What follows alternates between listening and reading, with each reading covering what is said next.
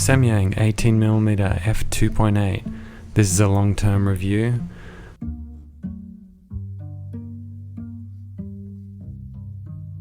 So let's start off with autofocus.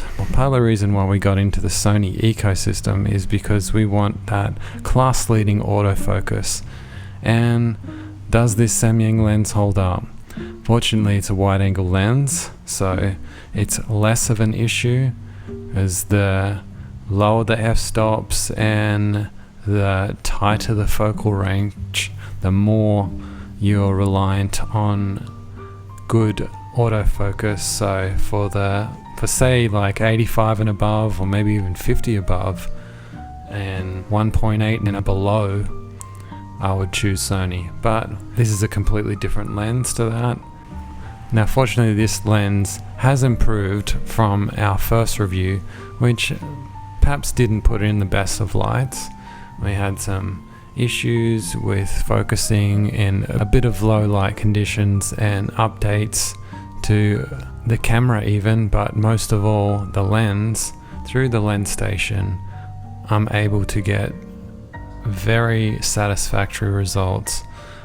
So much so that I'm not really concerned about it being a third-party lens, and perhaps we did get a bit of extra performance. I can't say for certain. We've only taken it out twice since we've done the update on the lens station, but haven't had an issue.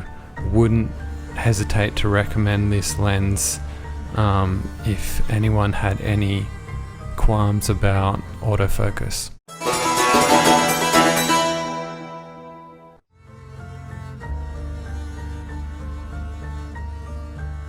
So speaking of the lens station, it's pretty easy to set up.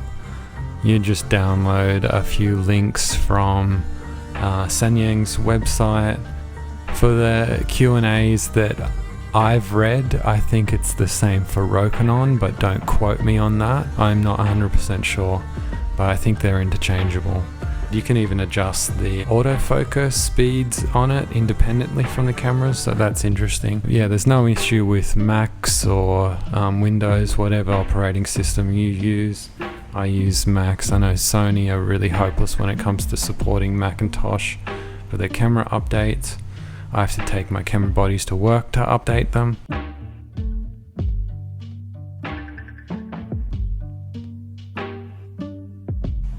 Second biggest issue perhaps that people would be concerned about is durability and reliability.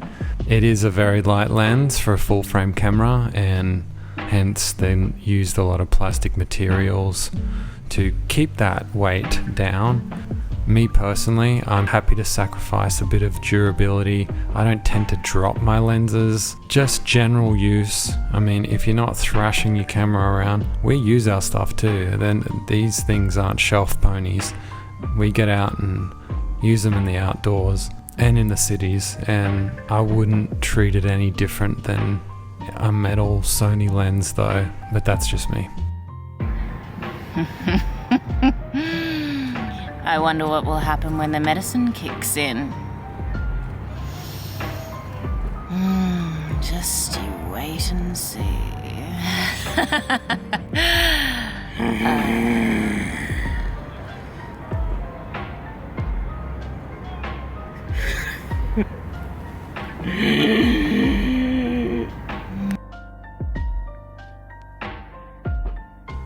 Photography, personally I don't really like wide-angle lenses for photography, but when we have needed it, when we can't fit everything in, close spaces, or we want that kind of distorted effect for some reason, it's been very good. Check out Chris Frost's review for all the kind of pernickety details when it comes to lenses. We'll just stick to real-world usage here. As you can see with this 18mm lens, there's enough shallow depth of field to make someone who's out the front in focus, and the other person, if you're side-by-side vlogging, out of focus. Now, I'm in focus, and Elise is out of focus, because it catches whoever's in front. That's how Sony kind of work. You can see, don't make us look too pretty. My head gets longer, and Yeah, just distortions here. Not what you want. You can let the rest of the world get a bit distorted. Doesn't make trees look ugly. Makes us look ugly, innit? Watch that stick. We've found this to be quite a good vlogging lens. You do have to put it out and get yourselves on the rule of thirds kind of box, which, like, yeah, you might say, what's the point of having a wide angle lens then? Well, maybe it's different if you're going solo and you're putting yourself in the frame and you can put it real pretty close, but still, there's gonna be distortion. As you can see, this is how we do things. This lens, A7C, and this little Rode mic system. Lisa's got one, I've got one. So this has been a real dream setup for us. And like we were saying before, you rest your forearm here and just let your arm grab the tripod thing. And me, I'm 6'1", so I got a bit of arm length. For us, this is a pretty great setup, and it doesn't get better for us. It just took us a really long time to figure this out. Like Aaron was toing and froing and fussing and videoing and etc. for a very long time before we established this. Beneath the highway. This is new. We haven't seen this before. It's like a underpass. Welcome to Squid Game Season 2.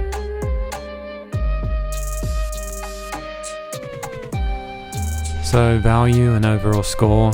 Perhaps other reviewers would give a lens like this a 7.5 out of 10, and they would be unhappy with the vignetting, or the flimsy feeling of the lens, or the notchback in quality and autofocus when comparing to a native Sony lens, or the distortion in the raw files, or the softness in the edges compared to a more premium Sony lens. But all these observations, I think, miss the point of a lens like this.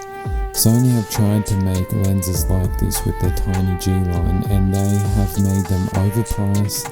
They've put aperture rings and buttons on them when a small pancake inspired lens should be minimal, with the best possible quality. I think Samyang have achieved that goal with this lens, and therefore I would give this lens a 9 out of 10.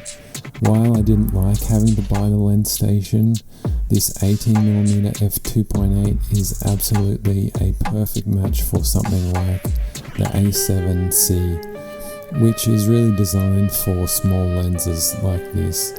And I actually like the feeling of it on the A7S III also. We've even done some astrophotography with this lens, and we've been pleased with the results.